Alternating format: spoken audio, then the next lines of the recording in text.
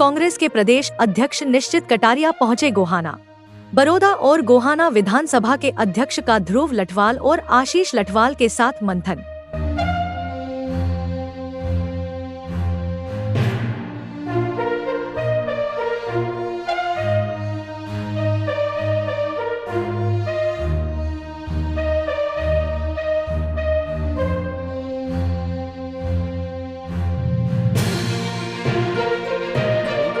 नमस्कार दर्शकों का स्वागत है। भाई इन दिनों प्रदेश में कड़ाके की सर्दी है, लेकिन राजनीतिक जो पारा है, सियासी पारा पूरी तरह उफान में है।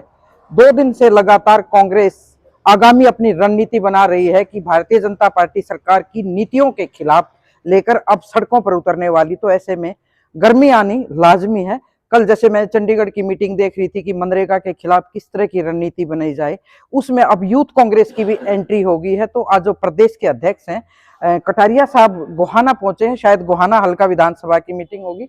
बड़ौदा के जो अध्यक्ष हैं अनुज लठवाल हैं, आशीष किसके लठवाल विधानसभा और आप प्रदेश महासचिव हैं रविंदर जी ये जिला अध्यक्ष है। मैं तकरीबन थोड़ा थोड़ा जानती हूँ सबको, पर पदों का मुझे ठीक से पता नहीं, तो पूछना भी अच्छा होता है।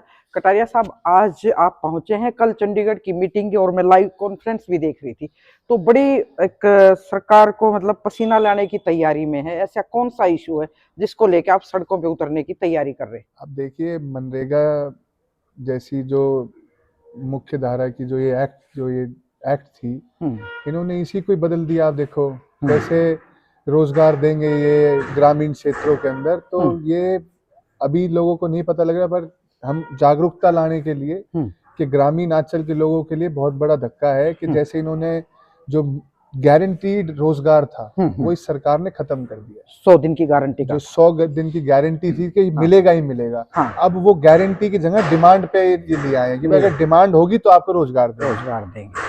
नाम बदल दिया उसका, जी राम जी करके। आप देखो तो मतलब ये नामकरण करने वाली सरकार है जी।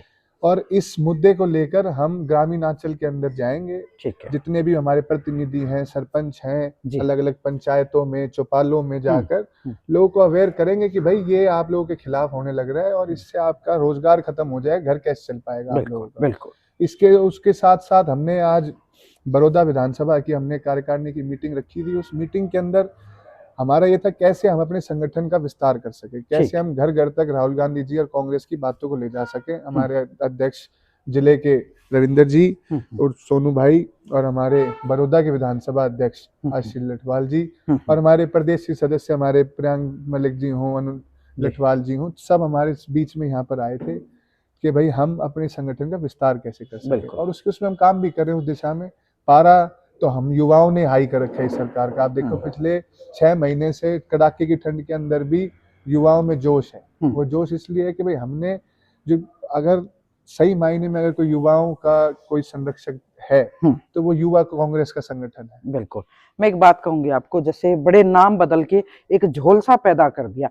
आम आदमी अभी इस बारे में समझ भी नहीं पा रहा और बोल भी नहीं पा रहा। तो कांग्रेस अभी इतनी सक्षम हो चुकी है कि बदले हुए नाम की जो पूरी तरह से रूपरेखा आम आदमी को आप समझा सके और वो अवेयर हो कि हाँ ये सब ठीक नहीं। अभी तो आम आदमी तो कोई बोल नहीं रहा। बिल्कुल, आम आदमी भी बोल रहे हैं। आप देखो, आप जो ये संगठन है, जो लेबर लॉज के अंदर हैं, जो सामाजिक संगठन है, वो सब अग्रणी हो चुके हैं। अब हम 10 तारीख से हमने अपनी अवेयरनेस कैंपेन शुरू की। जब प्रेस कॉन्फ्रेंस हो, सारे पीसीसी के उसमें प्रदेश कांग्रेस कमेटी के नेता हो, डीसीसी के हो, युवा कांग्रेस की कार्यकारिणी हो, सब एक साथ 10 तारीख को प्रेस कॉन्फ्रेंस करेंगे। 11 को हम फास्ट करेंगे।